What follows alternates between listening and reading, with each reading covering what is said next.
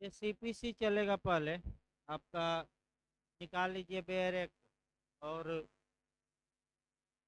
Extra कुछ ही लिखवाना पड़ता है सीपीसी में, बेयर में। इधर आपका सेक्शन 2 चल रहा था। सेक्शन 2 हो जाए तो जो प्री के लिए लास्ट से पूछा जाता है वह शुरू किया जाएगा। सेक्शन 2 से भी एक या दो क्वेश्चन बनने के चांस रहते हैं।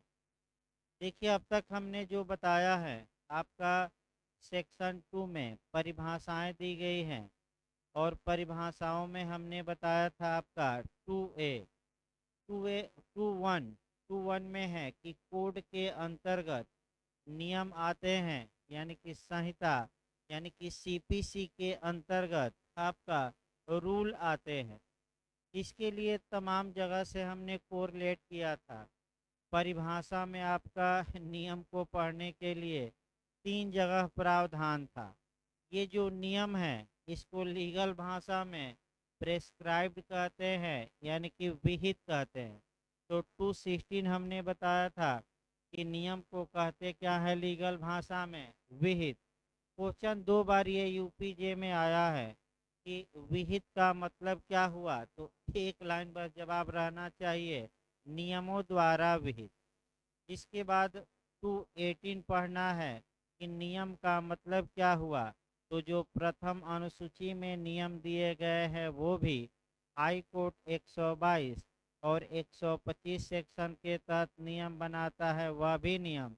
और जो प्रारूप है यानी कि फॉर्म है वह भी नियम में शामिल माने जाएंगे। यहाँ से नया क्वेश्चन आपका बन सकता है कि नियम में क्या क्या शामिल हैं। तो आपका जवाब रहेगा प्रथम अनुसूची के तहत दिया गया नियम, ये भी सही है। उच्च न्यायालयों द्वारा बनाया गया नियम, ये भी सही है। फॉर्म या प्रारूप, ये भी सही है। और उपर्युक्त सभी। जो लोग अंदर से नहीं पढ़े रहेंगे केवल प्रथम अनुसूची जानेंगे, लेकिन 218 से आपको कवर करना है। इसके बाद हमने बताया था 121 सेक्शन कि नियमों का प्रभाव क्या होगा। तो जो ये नियम है ये सीपीसी के भाग माने जाएंगे और सीपीसी के साथ ही पढ़े जाएंगे जब तक इन्हें नियमों को बातिल बातिल मैं बताया था शून्य घोषित न कर दिया गया हो या इन्हें परिवर्तित न किया गया हो। नियम कहाँ दिए गए हैं, तो मुख्य रूप से प्रथम अनुसूची है, उसमें 51 आदेश है और उन्हीं आदेशों के अंदर नियम दिए गए हैं। ये नियम संहिता के विशेष गुण हैं। इसी में शुद्ध रूप से प्रोसीजर दिया गया है, ये कंडक्ट या व्यवहार है। नियम का निर्माण संघ कर सकता है, राज्य कर सकता है और संबंधित राज्य का उच्च न्यायालय। ये भी पूछा गया है कि नियम कौन बना सकता है, लेकिन उच्च न्यायालय पर एक प्रतिबंध मैं बताया था कि हाई कोर्ट ऐसा कोई नियम नहीं बनाएगा जो सेक्शन में दिए गए प्रावधानों के असंगत हो, विपरीत हो, यानी कि विरोधी हो। अब 2.2 तो बाद में बताया जाएगा, आइए 2.3 से देखा जाए। मैं बताया था आपका 2.3 और 2.10 एक साथ पढ़ना है। ये क्वेश्चन भी जे और एच में आ चुका है कि डिक्री होल्डर यानी कि आज्ञप्तिधारी या डिक्रीधारी या जय पत्रधारी को कहाँ परिभाषित किया गया है। तो धारा 2 के क्लास 3 में, यानी कि एक बार जो जे में आया है कि डिक्रीदार या डिक्री होल्डर किसे कहा जाएगा, तो जिसके फेवर में यानी कि आपका जिसके पक्ष में कोई डिक्री पारित की गई है वो भी कहलाएगा डिक्रीदार। और जिसके पक्ष में निष्पादन योग्य कोई आदेश दिया गया है, यानी कि जिसके फेवर में कोई ऐसा आर्डर दिया गया है जिसको कानूनन लागू किया जा सके, वह भी डिक्री होल्डर कहा जाएगा। इसके ये जीतने वाला पक्षकार होता है। फिर हारने वाले का जो लीगल नाम है वो यहीं दे देना चाहिए, लेकिन आपका 2.10 में दिया गया है। एक साथ पढ़िएगा दोनों, 2.3 और अगला कौन सा 2.10। देखिए आपका 2.10 आप निकाल लीजिए। निर्णित ऋणी या हारने वाला या इसको हम कहते हैं judgment debtor. Judgment debtor decree holder के सीधे विपरीत बात लिखी जाएगी।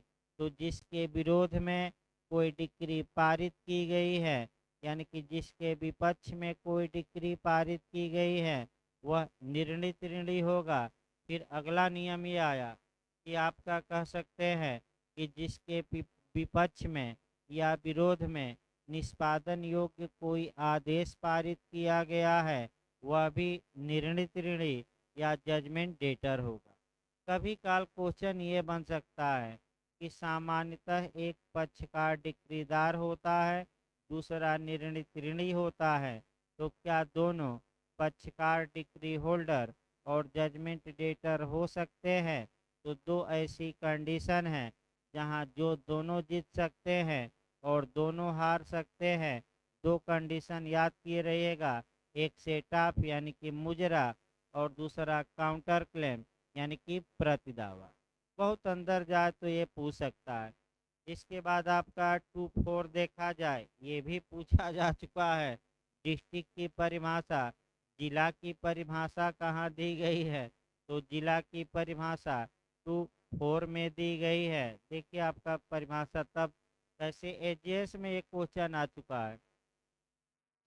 जिला से आरंभिक अधिकारिता वाले प्रधान सिविल न्यायालय की आपका, जिसे इसमें इसके पश्चात जिला न्यायालय कहा गया है, अधिकारिता की स्थानीय सीमाएं अभिप्रेत हैं और इसके अंतर्गत उच्च न्यायालय की मामूली आरंभिक सिविल अधिकारिता की सीमाएं भी आती हैं।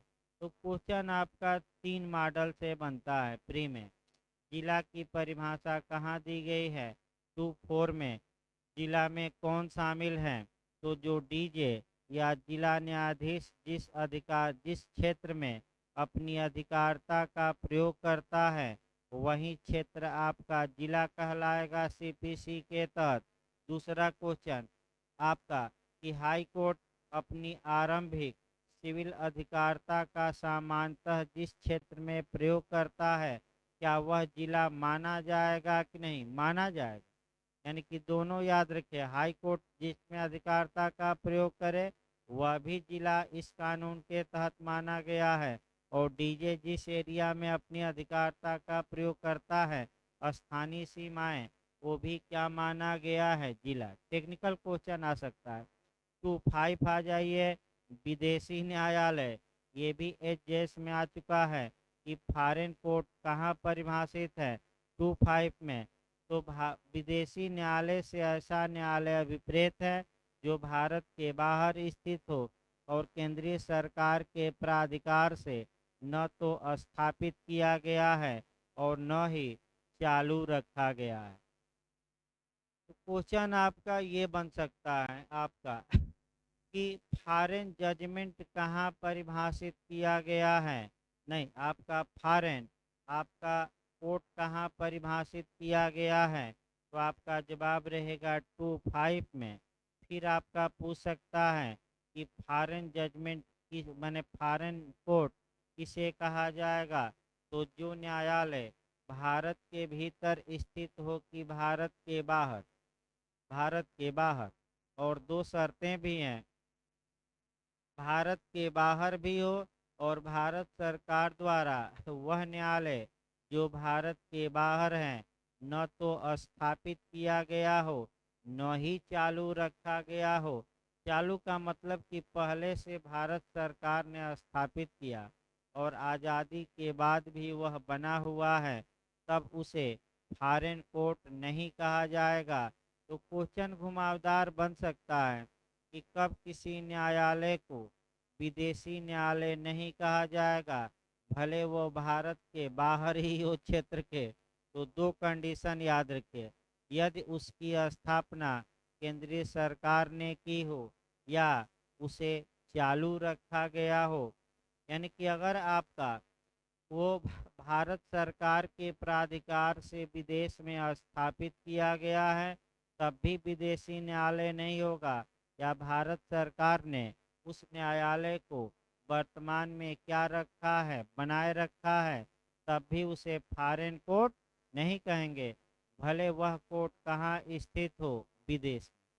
यहाँ घुमावदार क्वेश्चन बन सकता है, जो ये विदेशी न्यायालय हैं, ये जो निर्णय देंगे, इन्हीं निर्णयों को धारा 26 में फॉरेन जजमेंट कहा गया है।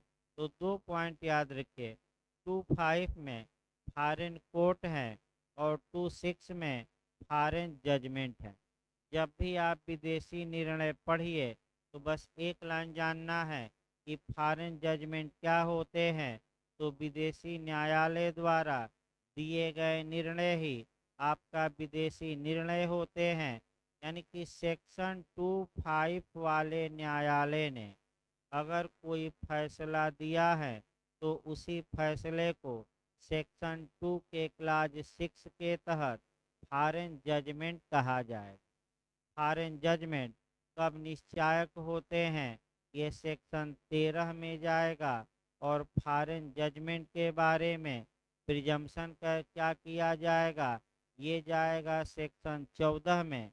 याद रखिए, दो धाराएं। विदेशी निर्णय कब भारत में कंक्लूसिव होंगे, ये कहाँ से गवर्न होगा, 13 से। और विदेशी निर्णय के अधिकारता के बारे में प्रिजम्पशन किस सेक्शन में है, 14 में।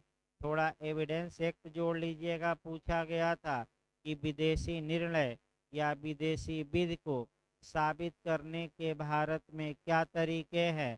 दो तरीका है, या तो उस निर्णय या विदेशी पुस्तक को जो सरकार के प्राधिकार से छपी है, या उस जजमेंट की प्रमाणित कॉपी भारत में पेश किया जाए, या जिसमें छपते हैं जजमेंट वो पेश किया जाए।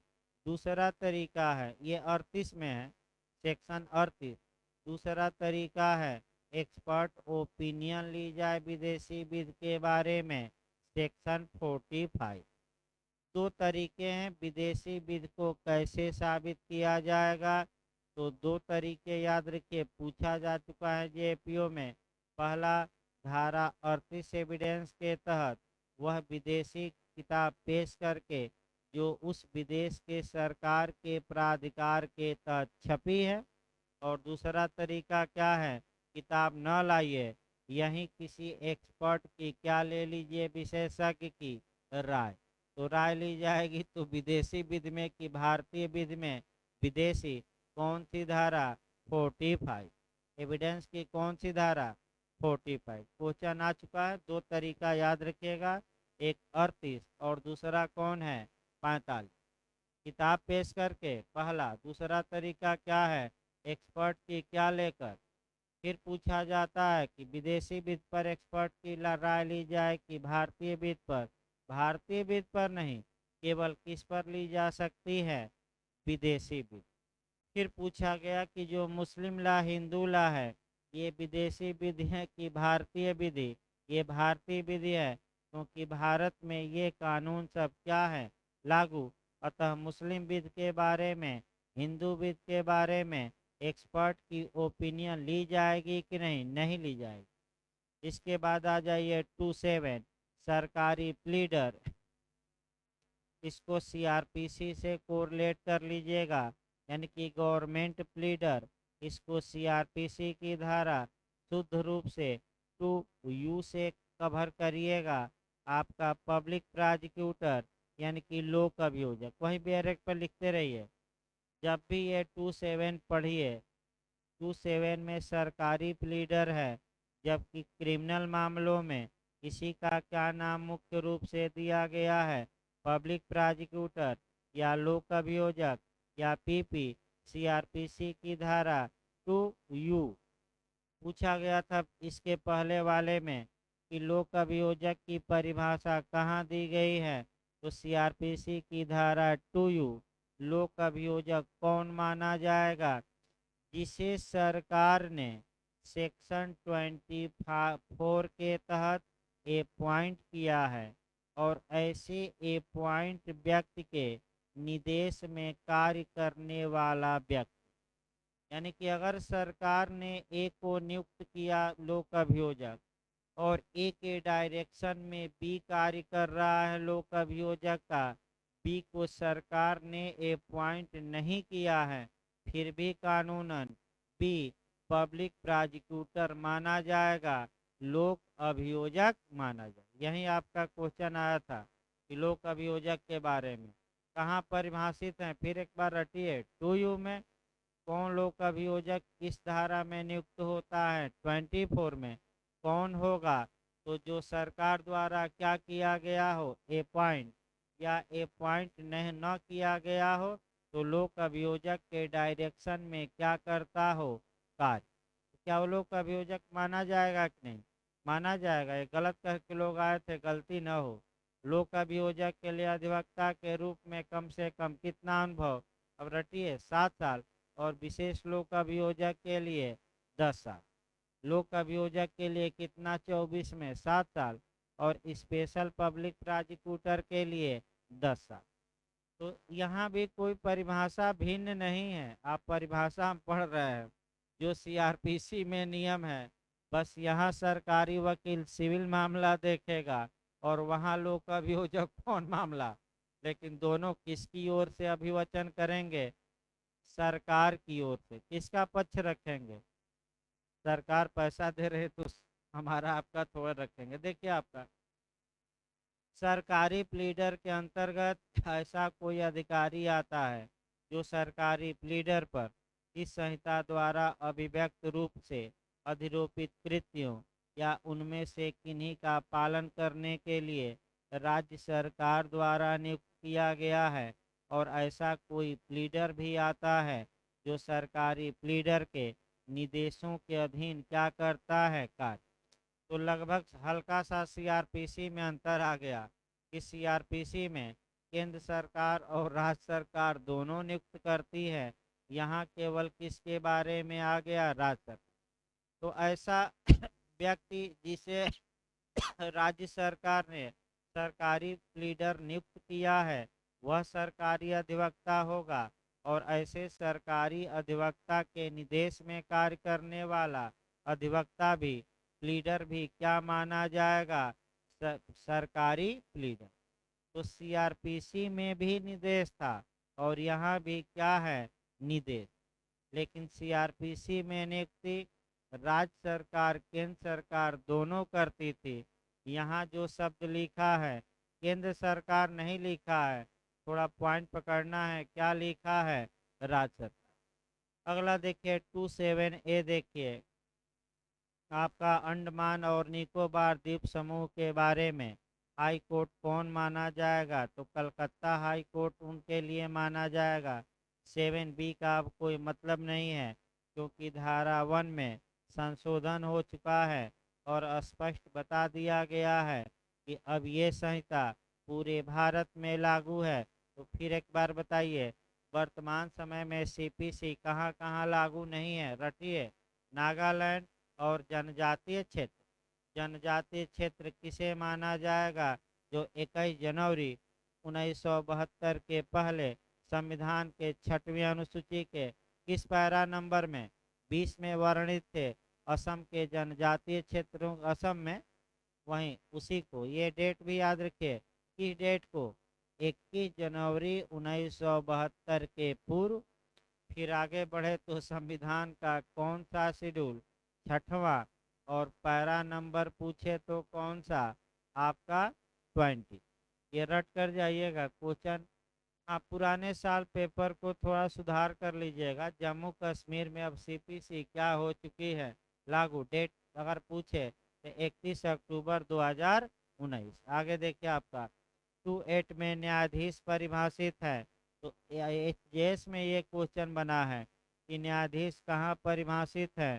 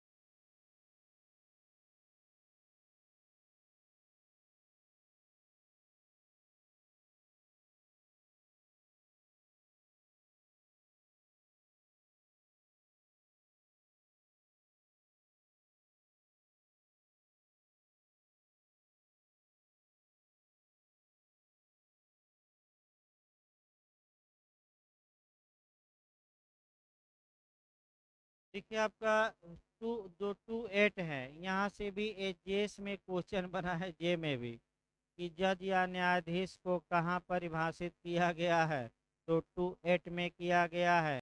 फिर एक बार क्वेश्चन बन गया कि न्यायाधीश का मतलब क्या हुआ, तो न्यायाधीश का मतलब न्यायालय का पीठासीन अधिकारी।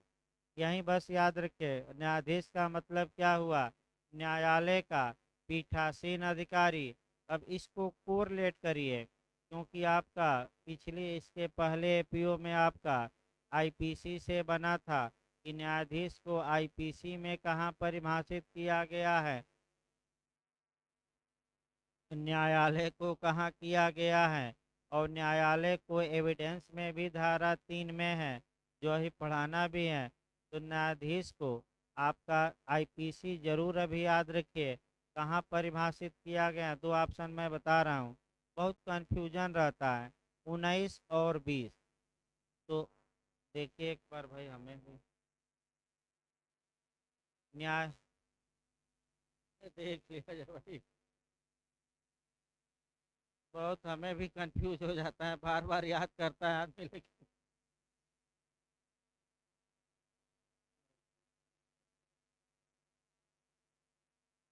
रुक के देख ही लिया जाए भाई, मेरे क्या मतलब, नहीं तो एक बार गलती हो जाएगी तो फिर बार बार वो। 19 है न्यायाधीश, ठीक है भाई। देखिए आपका 19 में न्यायाधीश है और 20 में आपका न्यायालय है। तो एक क्वेश्चन और बनता है कि न्यायाधीश में कौन शामिल है और कौन नहीं।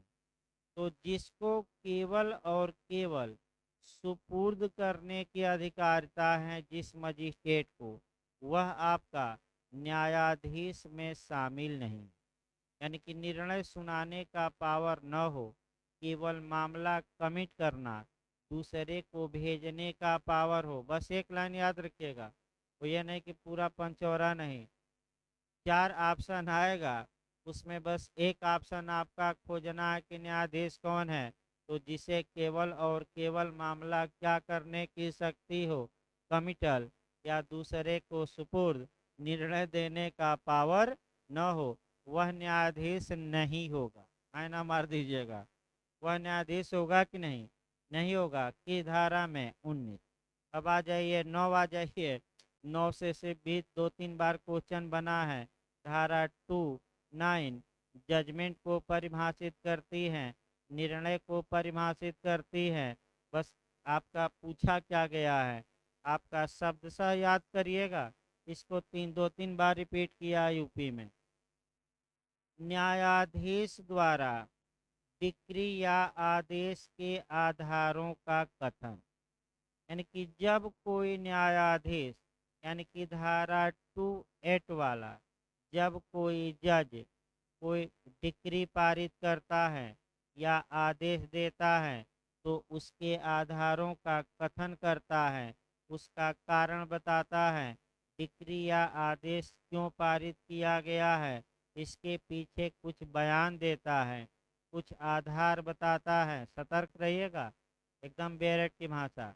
उसी बयान को, उसी कारण को ही, उसी आधार को ही हम एक लाइन में क्या कहेंगे, जजमेंट।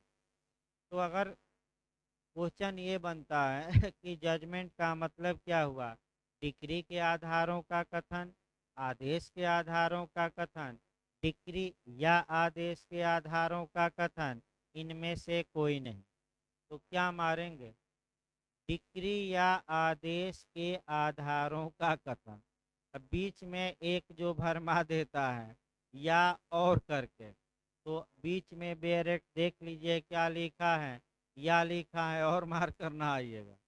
आपका बीच में एक बार फिर देखिए, डिक्री और आदेशों का कथन दे दे डिक्री या आदेशों, डिक्री या आदेश के आधारों का कथन, तो दो में भरमाता है।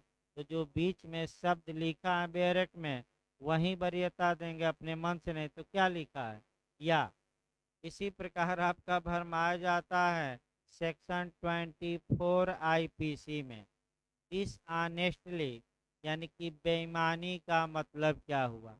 तो वहाँ सदोष लाभ wrongful gain, फिर देगा सदोष हानि wrongful loss, फिर देगा सदोष हानि और सदोष लाभ और सदोष हानि या माने सदोष लाभ या सदोष हानि। तो वहाँ भी बीच में या लिखा है, ये एमपी में क्वेश्चन बना है, गलत ना हो। wrongful आपका डिसऑनेस्टली यानी कि बेईमानी का मतलब हुआ सदोष लाभ या सदोष हानि। यहाँ भी पूछे तो डिक्री या आदेश के आधारों का कथन रट्टा मारकर जाना है।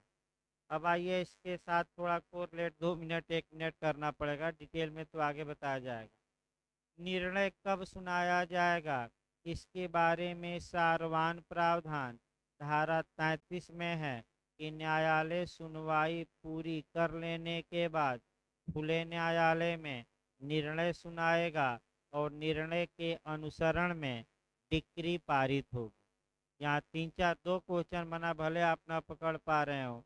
निर्णय कब सुनाया जाएगा, सुनवाई के पहले की सुनवाई के बाद, बताया गया है सुबह वाले में, ये नहीं कि कोई कह सकता है कि ना बताया सर। इसके बाद डिक्री निर्णय के अनुसरण में बनेगी कि निर्णय के विपरीत बनती है। निर्णय को फॉलो करते हुए निर्णय कैसे सुनाया जाएगा, इस बारे में जो प्रोसीजर है आदेश 20 मैं बता चुका हूँ। बताइए निर्णय सुनवाई के कितने कब सुनाया जाएगा, तत्काल। पहला नियम क्या है, तत्काल। तत्काल नहीं सुनाया जाता तो कितने दिन में, 30 दिन। 30 दिन में नहीं सुनाया जाता तो हर हाल में 60 दिन। आपका बताया गया था तत्काल, उसके बाद कितने दिन में, 30 दिन, उसके बाद कितना, 60। आपका तो ये धारा 29 भी पढ़ना है, इसी के साथ सेक्शन 33 भी, और आर्डर कौन सा, 20 यानी कि 20। बहुत अच्छे से 2 दिन चला था और वीडियो पड़ा हुआ है। 20 से 1 क्वेश्चन जरूर बनता है। यह तो अचल संपत्ति के बारे में आपका डिक्री दे दे या सामयिक दे दे मुजराई या आपका हक सुफा दे दे, सभी नियम महत्वपूर्ण है आर्डर 20 के। यानी कि आर्डर 20 में आपका क्वेश्चन बनने का पूरा चांस रहता है। रिव्यू का भी आधार है, सुबह बताया गया। आदेश 20 का कौन सा नियम हमने बताया था, 3, कि न्याय पुनर्विलोकन हो सकता है कि नहीं हो सकता। आपका गणितीय और लिपि त्रुटि सुधारी जा सकती है 152, और पुनर्विलोकन। अगला देखिए 210 हम बता ही चुके हैं। 211 पूछा जाता है लीगल रिप्रेजेंटेटिव यानी कि विधिक प्रतिनिधि। विधिक प्रतिनिधि से वह व्यक्ति अभिप्रेत है जो मृत की संपदा का विधि की दृष्टि में प्रतिनिधित्व करता है। यानी कि मरने के बाद मृतक की संपदा जिस व्यक्ति को प्राप्त होती है वह व्यक्ति ही कानूनन उस मृतक का क्या कहलाएगा, लीगल रिप्रेजेंटेटिव। दूसरा, जो मृतक की संपदा में दखलंदाजी करता है, जैसे दान में पाया, विक्रय में मृतक से पाया, मृतक ने वसीयत लिखी है, वह दखलंदाजी करता है कि मृतक के बाद हमारा हक है, तो क्या वसीयत जो दार है यानी कि जिसके फेवर में वसीयत लिखी गई है वह विधिक प्रतिनिधि इस धारा के तहत माना जाएगा कि नहीं माना जाएगा। और लास्ट लाइन ज़्यादा नहीं पढ़ी जाती। विधिक प्रतिनिधि का विधिक प्रतिनिधि भी विधिक प्रतिनिधि माना जाता है। यानी कि बस उसको शॉर्टकट में हम बता रहे हैं। विधिक प्रतिनिधि का विधिक प्रतिनिधि भी विधिक प्रतिनिधि माना जाएगा। जैसे ए मर गया, विधिक प्रतिनिधि उसका पुत्र बी हुआ, बी का विधिक प्रतिनिधि सी हुआ, तो क्या सी ए का भी विधिक प्रतिनिधि माना जाएगा कि नहीं माना जाएगा। यानी कि एक लाइन एक पीढ़ी और क्या करिएगा, आगे बढ़ा दीजिएगा। वसीयतदार है कि नहीं है, सर्वस्व आदाता जो सब कुछ मृतक का दान में ले लिया है कि नहीं है, क्योंकि ये संपत्ति में क्या कर रहे हैं, दखलंदाजी। एक क्वेश्चन और बनता है, विधिक प्रतिनिधि का आधार क्या है, तो रक्त संबंध है, सपिंड संबंध है, आपका संपत्ति संबंध हैं, इनमें से कोई नहीं। लिख लीजिए अलग से। आपका विधिक प्रतिनिधि किस आधार पर डिसाइड होता है? संपत्ति। इसमें संसर्गी होता है, ब्लड से मतलब नहीं है, सपिंड और सगोत्र नातेदारी से नहीं, इससे मतलब है प्रॉपर्टी से। उसको लिखिए, पूछ सकता है ना क्वेश्चन। विधिक प्रतिनिधि का निर्धारण संपत्ति के आधार पर किया जाता है। ब्लड, रक्त न मार दीजिएगा, सपिंड सगोत्र इत्यादि नहीं। आपका मैं फिर बता रहा हूँ, किस आधार पर? मृतक की संपत्ति जो व्यक्ति पाने का हकदार है वही व्यक्ति विधिक प्रतिनिधि माना जाएगा, चाहे वो रक्त से रिलेटेड हो या न हो। तो प्रीवी पूछा जाता है, प्रीवी विधिक प्रतिनिधि किसमें होता है? प्रॉपर्टी में। इंग्लिश में हम प्रीवी कहते हैं। संसर्गी, भाई शुद्ध हिंदी में क्या कहा जाएगा? संसर्गी माने जुड़ा हुआ न आए तो लिख लीजिएगा संसर्गी। 212 आ जाइए। संपत्ति के अंतःकालीन लाभ। तो संपत्ति का अंतःकालीन लाभ का मतलब क्या हुआ, और इसमें आपका कौन शामिल है, कौन शामिल नहीं है? तो इसमें आपका मीन प्रॉफिट क्या होता है? मध्यवर्ती लाभ। तो पहला तो खंड याद करना है, मीन प्रॉफिट या मध्यवर्ती लाभ या मध्यकालीन लाभ या अंतःकालीन भी कहा जाता है। अंतःकालीन लाभ कहाँ परिभाषित हैं? 212 में परिभाषित हैं। ये किससे संबंधित होता है? अचल संपत्ति के लाभ से कि चल की दोनों? पहला क्वेश्चन। तो ये केवल और केवल किससे रिलेटेड हैं? अचल से। चल से इसका कोई नाता नहीं है, कहीं अलग से लिखिए। 2 पॉइंट लिखिए तो एक उदाहरण बता रहे हैं। मीन प्रॉफिट चल संपत्ति से जुड़ा होता नहीं, अचल से संबंधित होता है। चल ना मार दीजिएगा, इसको लिख लीजिए अलग, आपका कहीं नोट बना लीजिए। फिर अब क्या मध्यकालीन लाभ में पूछा जाता है इंटरेस्ट या ब्याज शामिल होता है कि नहीं? तो ब्याज शामिल होता है, लिखिए। इसमें ब्याज भी शामिल होता है। पहला ही लाइन लिखा है कि ब्याज माने ब्याज सहित। देखिए रहित नहीं लिखा है, पकड़ना है पॉइंट। सहित माने ब्याज के साथ। एक क्वेश्चन और बनता है आपका, वह बनता है कि अंतःकालीन लाभ में कौन शामिल नहीं है? तो एक लाइन उसको लिख लीजिए जो शामिल नहीं है, और वह आपका सदोष कब्जा रखने वाले व्यक्ति द्वारा की गई अभिवृद्धियों के कारण हुआ लाभ। ये शामिल नहीं है, कहीं अलग से लिखिए कॉपी पर। सदोष माने रांगफुल, सदोष कब्जा रखने वाले व्यक्ति द्वारा की गई अभिवृद्धियों के कारण हुआ लाभ। अभिवृद्धियों के कारण हुआ लाभ इसमें शामिल नहीं है, अर्थात अंतःकालीन लाभ माना जाएगा कि नहीं? नहीं माना जाएगा। फिर याद रखिए, माना जाएगा कि नहीं? नहीं माना जाएगा।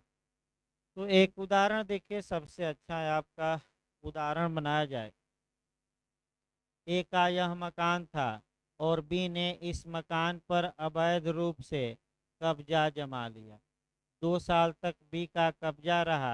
ए ने कब्जा के प्रत्युदाहरण के लिए मुकदमा किया, रिकवरी के लिए किया कि हमें कब्जा क्या दिलवाया जाए बी से वापस। तो ए जब मकान के कब्जे की वापसी की मांग कर रहा है, उसी समय मीन प्रॉफिट भी मांग सकता है और ये कह सकता है कि हजूर भी 2 साल तक हमारे मकान पर अवैध रूप से कब्जा रखा है, अतः 2 साल में बी ने जो कमाया या बी जो कमा सकता था। तो बताइए किसके आधार पर निकाला जाएगा? स्वामी के आधार पर कि बी के आधार पर? स्वामी नहीं, यही उल्टा नियम, थोड़ा दिमाग लगाना है। किसके आधार पे? ए को दिखाना पड़ेगा कि हजूर 2 साल तक बी ने इस प्रॉपर्टी से जो लाभ पाया या जो लाभ पा सकता था काफी महत्वपूर्ण वाक्य है, पा सकता था। यानी कि इस मकान में 4 कमरे थे और आपका वो कमरे से किराया पाता था तो पाया। और पा सकता था का मतलब ये हुआ कि फ्री में लोगों को रखा था या कमरा खाली रखा था या कम कम किराए पर दिया था, अधिक किराया वसूल सकता था, या अगर कमरा उठाता तो प्रति माह इतना रुपया उसे क्या होता, मिलता। उसी लाभ को हम मीन प्रॉफिट कहते हैं। तो ए अगर कब्जा मांगता है तो उसी के साथ मीन प्रॉफिट की भी क्या कर सकता है, मांग। न्यायालय चाहे तो दिलवाए 2 साल का किराया या दिलवाने से क्या कर दे, इनकार कर दे। ये किसके विवेक पर है, आपका न्यायालय। तो देखिए, तो एक और पूछा जाता है, आदेश 20 का कौन सा नियम है? नहीं नहीं, 6 नहीं भाई। देखिए 13, 12, 13, 14 थोड़ा। आदेश 20 का पूछा गया अंतःकालीन लाभ की डिक्री। आदेश 20 का नियम देखिए, हल्का सा हमें मिस कर रहा है। ये अंडरलाइन पूछा गया एक बार। अच्छा, अचल संपत्ति 9 है ना, थोड़ा देखिए तो अचल संपत्ति आदेश 20 में ही देखिए। आ- हक सुफा 14। भाई याद करके जाइएगा। अचल संपत्ति की डिक्री 9 में, मीन प्रॉफिट 12 में, और हक सुफा किस में है, 14 में। तो हो सकता है ये तीनों में से एक क्वेश्चन आ जाए। वैसे पिछली बार एक क्वेश्चन आया था, पिछली बार तो आदेश 20 का नियम 19 का उपनियम 3 आया था कि इक्विटेबल सेट ऑफ, यानी कि सामयिक मुजरा। अन्यथा शब्द मैं बताया था, जो अदरवाइज शब्द हैं उसी से कौन सा मुजरा निकलता है, सामयिक। फिर बैक हुआ जाए, अब ये है मीन प्रॉफिट। इसी में एक पॉइंट याद रखना है कि मीन प्रॉफिट ये मांग रहा है, तो ये कह सकता है कि जितना मीन प्रॉफिट है उस पर ब्याज जोड़कर भी हमें क्या किया जाए, दिलवाया जाए। कब्जा तो दिलवाया जाए, पैसा भी दिलवाया जाए, उस पर ब्याज की मांग कर सकता है कि नहीं, कर सकता है। लेकिन वहीं एक पॉइंट आपका देखना है कि अगर सदोष कब्जेधारी ने कुछ अभिवृद्धियां की हैं और उस अभिवृद्धि के कारण उसको क्या पहुंचा है, लाभ, तो वह लाभ मीन प्रॉफिट में शामिल माना जाएगा कि नहीं, नहीं माना जाएगा। जैसे एक मंजिला मकान था, बी ने अवैध कब्जा किया, 2 मंजिला बना लिया मकान, तो ऊपरी मंजिल से जो किराया आ रहा है वह मीन प्रॉफिट में क्या शामिल माना जाएगा कि नहीं, नहीं। क्योंकि वह जो किराया है वह आपका सदोष कब्जेधारी द्वारा की गई अभिवृद्धियों का क्या है, परिणाम। अगला देखिए 213, जंगम संपत्ति के अंतर्गत आपका उगती फसलें आती हैं। तो चल संपत्ति की परिभाषा कहाँ दी गई है, पूछा गया है। तो 213 में चल संपत्ति में कौन शामिल है, तो दे देगा उगती फसलें, ग्रोइंग क्रॉप शामिल है कि नहीं। नहीं भाई, आती है ना, देखिए आपका। हाँ, फिर उल्टा नियम आती हैं, यानी कि चल संपत्ति है उगती फसल है, उल्टा ना समझिए भाई। फिर अंडर देखिए आपका 2-3 जगह से कोरिलेट करना है। सीपीसी के लिए चल संपत्ति की परिभाषा अलग हो जाएगी, टीपीए में जाएंगे तो अलग नियम है, और आईपीसी में जाएंगे तो अलग चलेगा। आईपीसी में ये है, पहले आईपीसी उठाइए, बाद में अंत में सीपीसी देखो।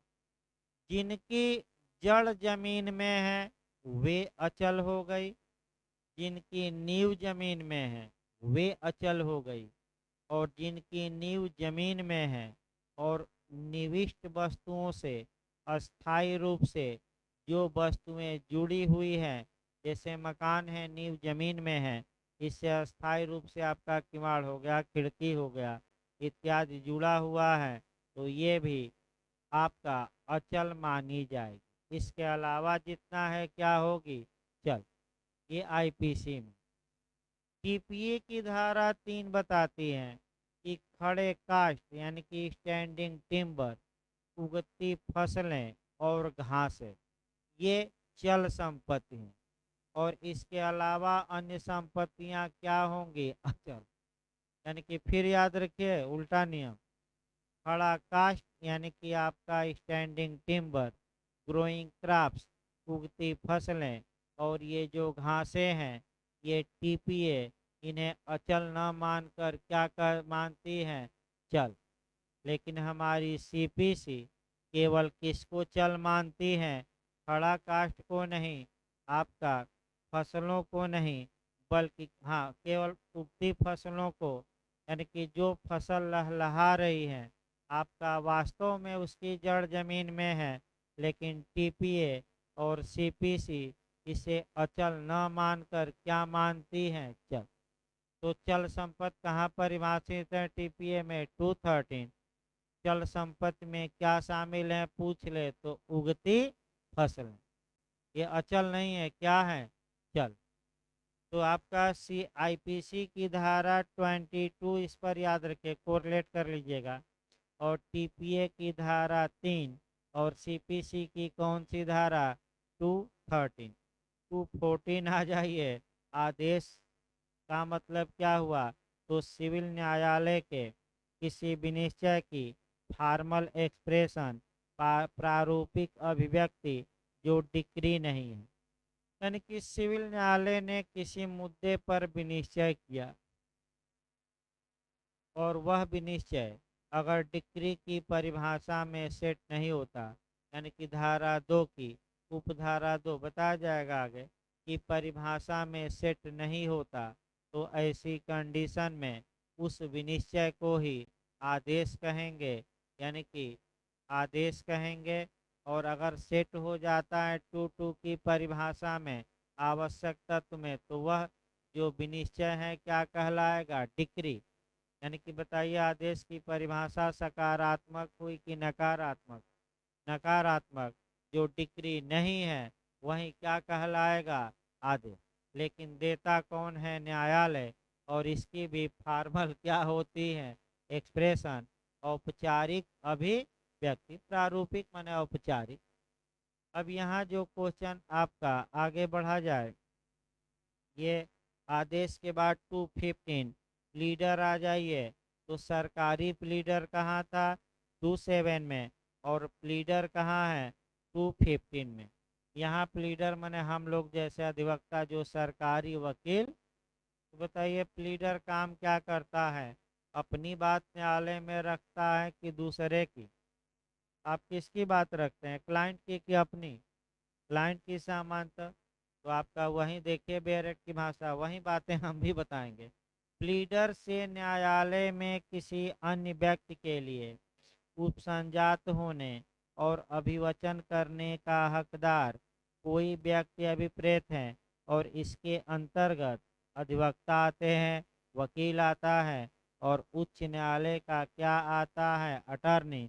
यानी कि दूसरे की बातों को न्यायालय तक पहुंचाने का कार्य कौन करता है? यही प्लीडर करता है। ये आपका वकील साहब भी आए थे, आपका यही कह रहे थे कि न्याय के दो स्तंभ हैं, बार और बेंच। आपका बेंच हो गया जज और बार हो गया अधिवक्ता। दोनों न्याय की मूर्ति है। एक न्याय देता है तो एक न्याय की क्या करता है? मांग करता है। तो अधिवक्ता मांग करते हैं, उस मांग पर कौन आपका न्याय देता है? न्यायाधीश। इसीलिए जूलियस स्टोन महोदय ये कहते हैं कि जूरिस्प्रूडेंस लायर एक्स्ट्रावर्जन है, अधिवक्ताओं की बहुमुखी अभिव्यक्ति है। यानी कि अधिवक्ता बहस के दौरान जो तर्क अपने मुख से बोलता है उसी का अध्ययन किसमें किया जाता है? विधशास्त्र में।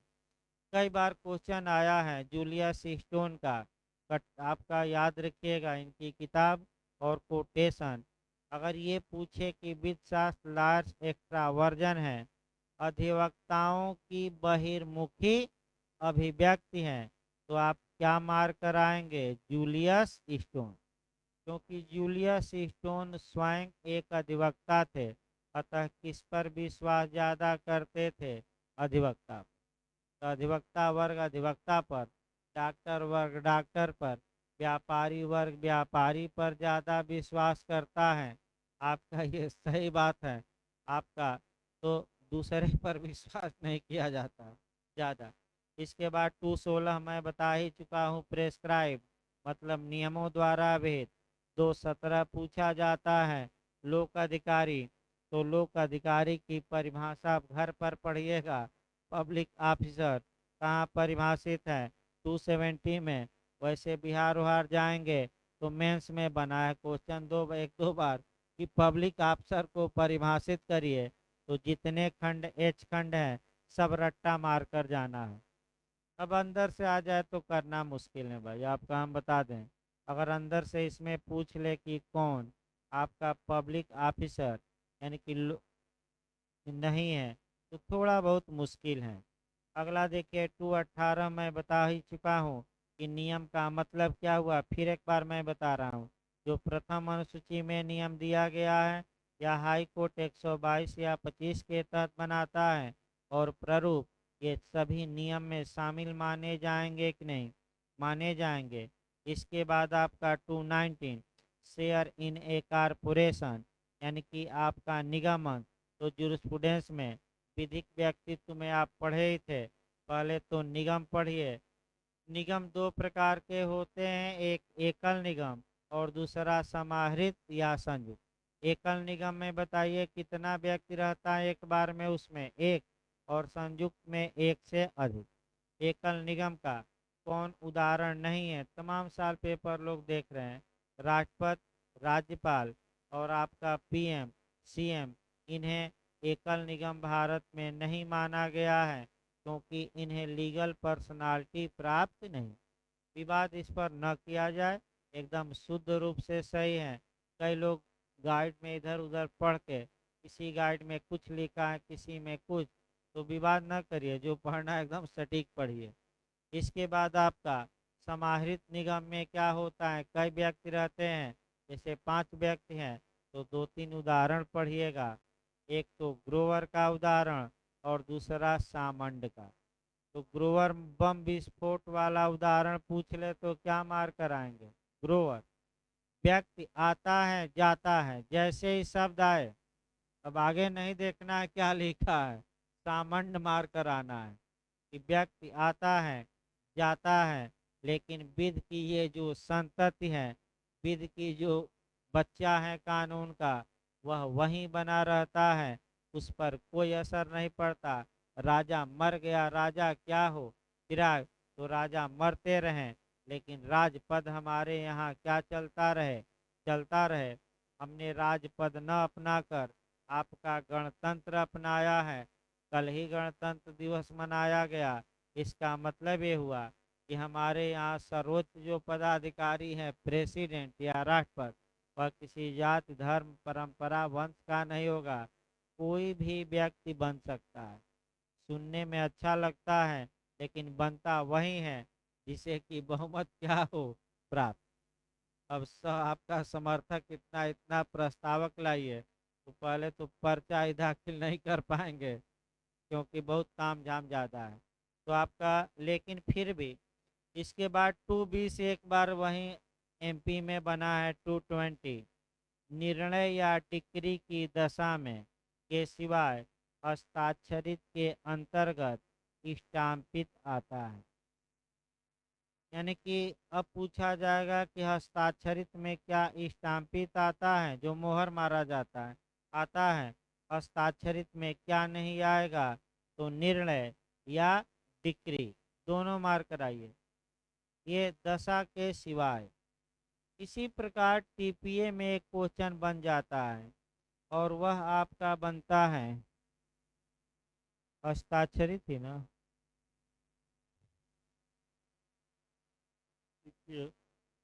टीपीए की धारा 3 अनुप्रमाणित,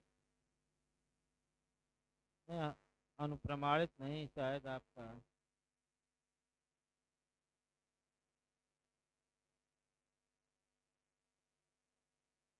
डायरेक्ट में नहीं, उसमें आपका वसीयत शामिल नहीं है।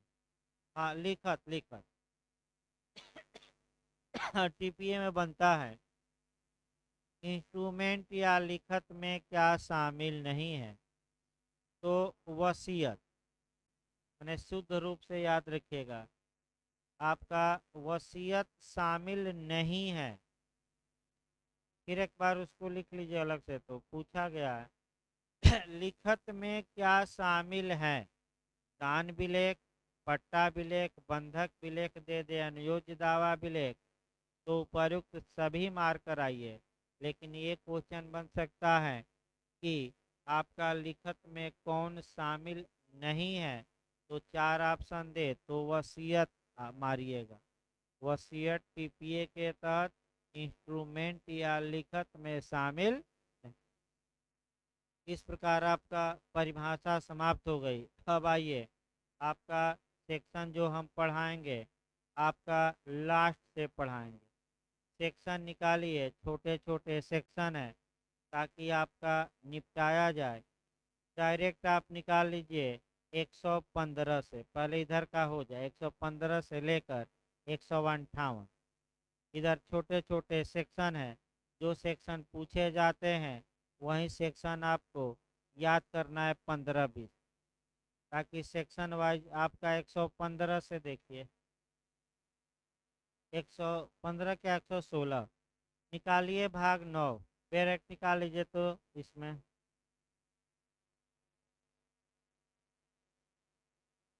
भाग 9 आपका सेक्शन 116 ऐसे उच्च न्यायालयों के संबंध में विशेष उपबंध जो आयुक्त के न्यायालय नहीं है। इन धाराओं में केवल आपका एक धारा पढ़िएगा 119। अपराधीकृत व्यक्ति न्यायालय को संबोधित नहीं कर सकेंगे, लेकिन न्यायालय ऐसे व्यक्तियों को इजाज़त दे सकेगा कि आप भी संबोधित करिए।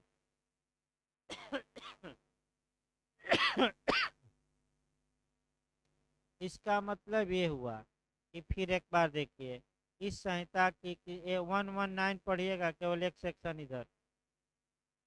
इस संहिता की किसी भी बात के बारे में यह नहीं समझा जाएगा कि वह किसी व्यक्ति को वहाँ के सिवाय जहाँ की न्यायालय ने अपने चार्टर द्वारा प्रदत्त शक्ति के प्रयोग में उस व्यक्ति को ऐसा करने के लिए अथराइज कर दिया है, दूसरे व्यक्ति की ओर से उस न्यायालय को उसकी आरंभिक सिविल अधिकारिता के प्रयोग में संबोधित करने को या साक्षियों के की परीक्षा करने को प्राधिकृत करती है, या अधिवक्ताओं, वकीलों और अटार्नियों के संबंध में नियम बनाने की उच्च न्यायालय की शक्ति में हस्तक्षेप करती है।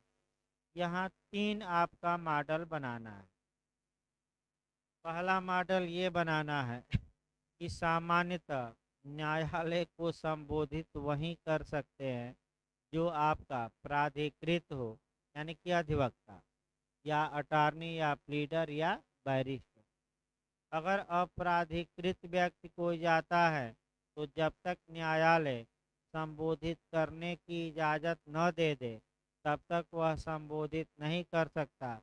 जैसे वादी खुद जाता है, न्यायालय से मांग करता है कि हम ही अपना मुकदमा लड़ेंगे, आप हमें इजाज़त दे दीजिए, हम स्वयं अपने मामले में क्या करेंगे, बहस करेंगे। तब अगर न्यायालय इजाज़त दे दिया तो वादी बहस शुरू कर दिया, और नहीं दिया तो किसके माध्यम से वादी आएगा, अपने अधिवक्ता। एक पॉइंट इसमें बहुत महत्वपूर्ण है, क्या उच्च न्यायालय आपका अटॉर्नी, अधिवक्ता इत्यादि के बारे में तो रूल बना सकता है कि नहीं? और रूल बनाता है तो कहाँ उसे मैंने ये कहा गया है कि रूल बनाने से नहीं रोका जाएगा, रूल वह बना सकता है। तो आपका 119 लास्ट लाइन पर गौर करिए, उच्च न्यायालय क्या बना सकता है, नियम। अब जहाँ जहाँ उच्च न्यायालय नियम बनाता है ये अधिवक्ता और अटार्नी के लिए बनाता है, वकील साहब के लिए। तो टीपीए की धारा 104 एक बार पूछी गई है, कोरिलेट करिए कि टीपीए की किस धारा में उच्च न्यायालय नियम बनाता है। तो उसको लिख लीजिए कहीं। पूछा गया एक बार टीपीए की धारा 104 संपत्ति अंतरण अधिनियम की धारा कौन सी है? 104। अब आइए भाग 10 देखा जाए। नियम। तो नियम के बारे में तो काफ़ी कुछ हम बता ही चुके हैं। आपका 121 भी बता चुके हैं कि प्रथम अनुसूची के नियमों का प्रभाव क्या होगा। तो क्या सीपीसी में शामिल माने जाएंगे कि नहीं? माने जाएंगे। और जब तक कि उन्हें रद्द न कर दिया जाए, परिवर्तित न किया जाए, सीपीसी की धाराओं के साथ पढ़ना क्यों अलग है, साथ है। इसके बाद आपका नियम बनाने की कुछ उच्च न्यायालयों की शक्ति 122। तो सामान्य उच्च न्यायालय बनाएंगे तो 122 में, और अगर न्यायिक आयुक्त के उच्च न्यायालय पहले थे वे बनाते हैं तो 125 में। बस 2 लाइन याद रखना है। उच्च न्यायालय किन धाराओं के तहत नियम बनाता है? 122, 125। न्यायिक आयुक्त से भिन्न उच्च न्यायालय 122 और न्यायिक आयुक्त के उच्च न्यायालय 125। इतना ही बस याद रखिए, इसके बाहर आपका मुश्किल रहता है। वैसे आपका जो भी नियम बनाए जाएंगे वह राज्य सरकार का अनुमोदन चाहिए तभी लागू होंगे।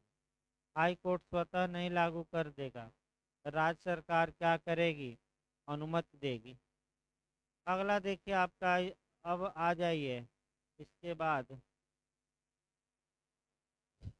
भाग 11 आ जाइए, मिसलेनियस या प्रकीर्ण।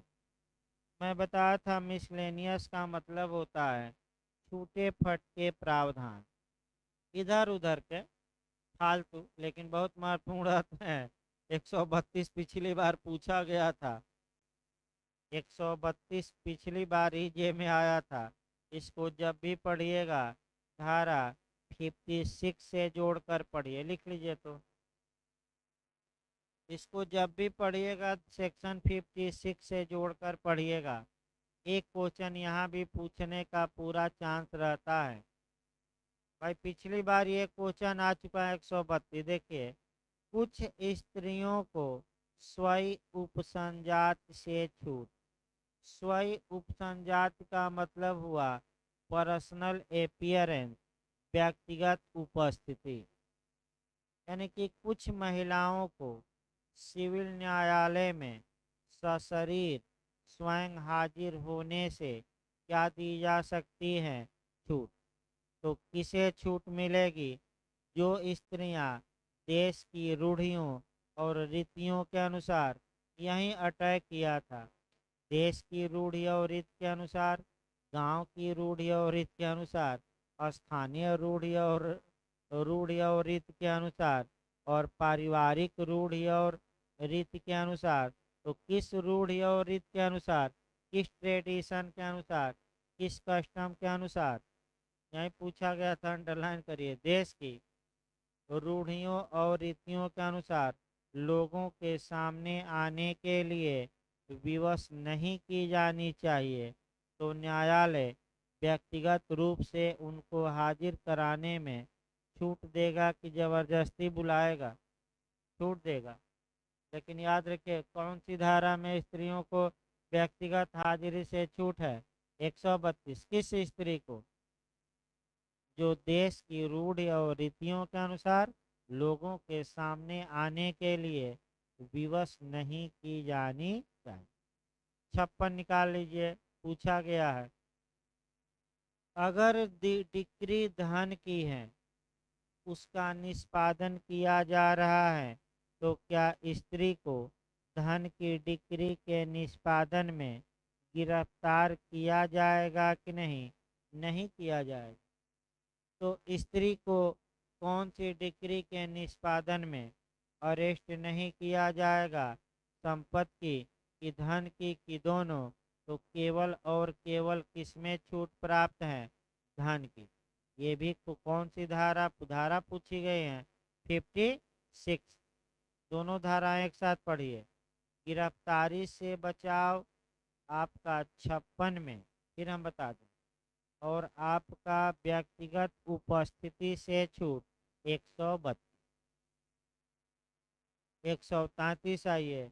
अन्य व्यक्तियों को छूट को पूछा गया है कि अन्य व्यक्तियों को, आपका ये पूछा गया है कि अन्य व्यक्तियों को स्वयं न्यायालय में हाजिर होने से छूट किस धारा के तहत दी गई है? हर एक राज्य में लगभग पूछा गया है। सेक्शन 133 में। अब बहुत अंदर तो नहीं गया है, लेकिन कौन कौन व्यक्ति हैं लिस्ट हम बता देते हैं, लेकिन सेक्शन पूछा गया है। तो व्यक्तिगत हाजिरी से छूट किन किन धाराओं में है? 132 आ जाए, 133 आ जाए, दोनों आ जाए तो क्या मारना है? दोनों। क्योंकि 132 में किसको छूट मिली है? आपका महिला को, और आपका कह सकते हैं कि आपका, और 133 में किसको छूट मिल रही है? कुछ माननीय लोगों को, कि उन्हें न्याय से, क्रिमिनल में नहीं।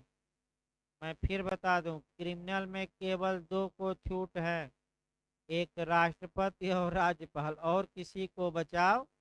ये कौन सा मामला चल रहा है? सिविल। क्योंकि क्रिमिनल में अनुच्छेद 361 केवल दो ही लोगों को बचाव देता है। कौन कौन लोग हैं? आपका एक राज्यपाल और दूसरा भारत का राष्ट्रपति। सांसद, विधायक, पीएम, सीएम को कोई बचाव नहीं है। लेकिन सिविल मामलों में बचाव है कि न्यायालय में, सिविल न्यायालय कुछ लोगों को व्यक्तिगत रूप से हाजिर होने से क्या दे सकता है? छूट। कौन कौन लोग हैं देखिए लिस्ट। भारत का राष्ट्रपति, ये तो संविधान के तहत भी इसे प्राप्त है। भारत का उपराष्ट्रपति। हाँ, एक और खासियत है कि भारत के उपराष्ट्रपति को छूट संविधान नहीं देता। केवल किसको, मैं बता चुका हूँ ये संविधान में सुबह, केवल किसको छूट दी गई है? राष्ट्रपति को और राज्य के राज्यपाल। उपराष्ट्रपति को नहीं दी गई है। लेकिन सीपीसी में व्यक्तिगत हाजिरी से छूट, यानी कि कोर्ट में न आइए, आप अपना अधिवक्ता भेज दीजिए। राष्ट्रपति को भी प्राप्त है, उपराष्ट्रपति को भी, लोकसभा के अध्यक्ष को भी, संघ के मंत्री को भी, उच्चतम न्यायालय के न्यायाधीश को भी, राज्य के राज्यपाल को, संघ शासित प्रदेशों के प्रशासक को, राज्य विधानसभाओं के अध्यक्ष को, राज्य विधान परिषदों के सभापति को, राज्य के मंत्री को, उच्च न्यायालय के न्यायाधीशों को, और वे व्यक्ति जिन्हें 87 बी लागू होती है, यानी कि कुछ राजा महाराजा थे, उनको आपका क्या मिली है? छूट, कि आप लोग व्यक्तिगत रूप से न्यायालय में हाजिर न हुई। आपका कल और बताया जाए भाई, थोड़ा बहुत आपका मैंने कह सकते हैं कि पर्सनल कारणों से थोड़ा दिक्कत है, तो